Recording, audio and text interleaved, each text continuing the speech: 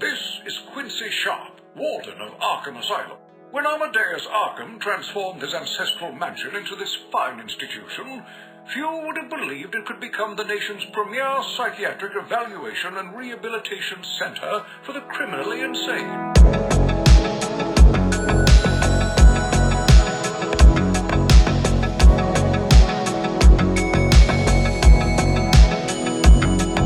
Rocksteady began working on Batman Arkham Asylum, the team aimed to build a world where Batman and his villains had long histories together, so the game's world was already filled with past events that players never witnessed themselves. However, it's also pretty obvious that this lore was created without fully thinking about how it would fit in with the rest of the series. So in this video, we're going to explore all the distinct lore details that are found only in Batman Arkham Asylum.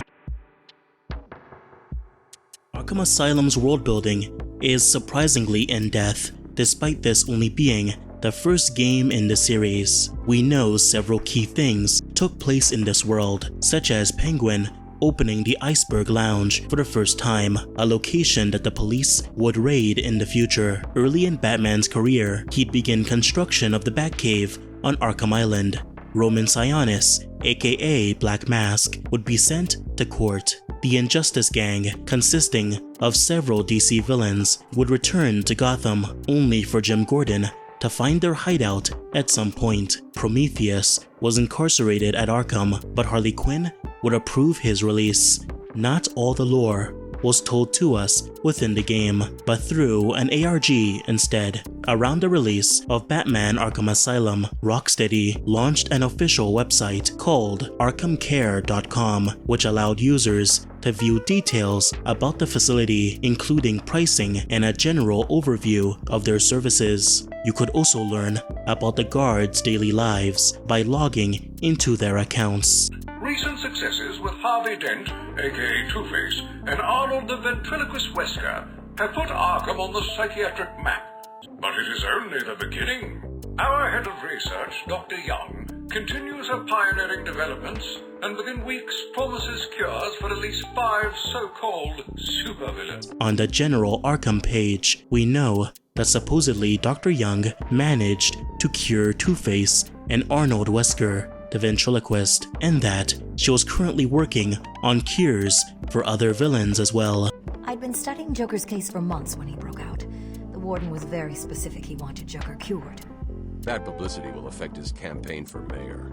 On the Arkham Care website, you could also access a Gotham City website where we could learn about the many things happening within the city. We know that Gotham is suffering from a prison overcrowding problem. Crime is so bad in Gotham that they're struggling to house everyone within Blackgate and other prisons within the territory. It's gotten to the point where they've begun kicking people out of their homes in order to build new prisons. You can see how this directly leads to Sharp's proposal of creating a mega prison that can house several of Gotham's criminals. Gotham at the time of the game was going through a severe recession, with many small businesses having to close down. There's a mention of a fire that forced Blackgate prisoners to be sent to Arkham Asylum, causing overcrowding. Some comments are suspicious of the circumstances, stating that it's convenient that Blackgate prisoners were sent there, though some think it's a conspiracy theory. I mean, don't you think it's a little bit funny how a fire at Blackgate caused hundreds of my crew to be moved here? There were also mentions of alarms sounding during the night, with some stating they could hear gunshots coming from the asylum. Warden Sharp and the mayor insist that it was a routine drill. However, one comment states their husband works at the asylum and never returned home. This could potentially mean that Arkham Asylum covered up the death of one of their workers, likely attacked by one of the asylum inmates.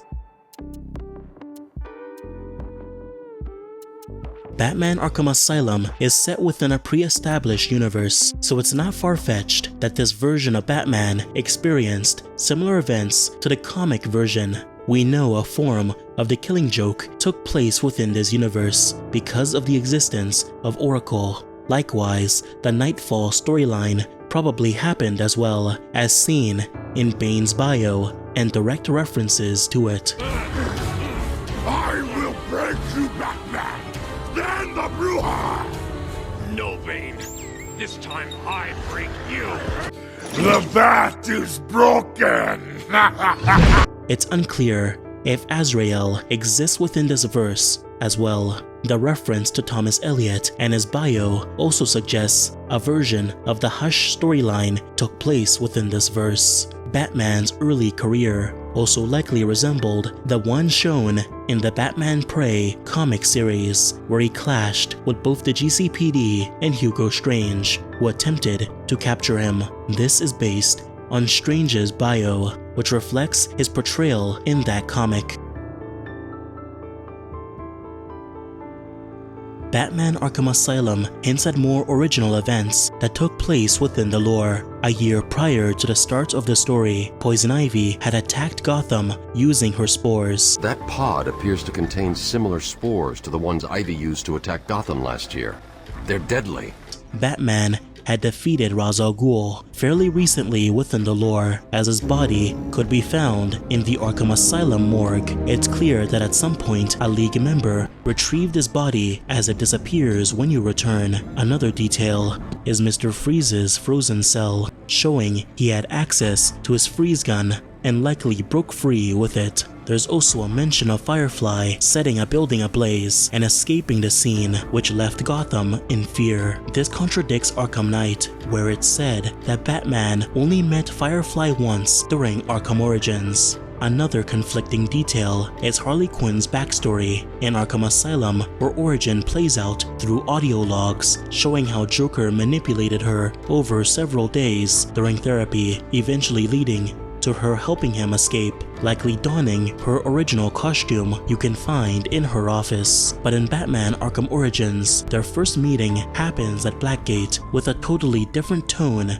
and story. Killer Croc's original cell was clearly too weak to hold him, with a number of corpses suggesting a violent breakout. That's likely why he's found lurking in the sewers instead of a cell. We also learn more about the events leading up to the game through the Road to Arkham comic. After escaping the asylum months prior, Joker orchestrated the capture of several villains, including Victor Zsasz, who had kidnapped Dr. Sarah Cassidy, a scene we can see play out in the audio tapes. Do not answer the door, can you hear me? Do not answer the door, it's Zsasz! He's free! It also explains why certain characters don't appear within Arkham. Two-Face had recently fought Batman and was recovering within a hospital. Meanwhile, Black Mask had fled to Bloodhaven.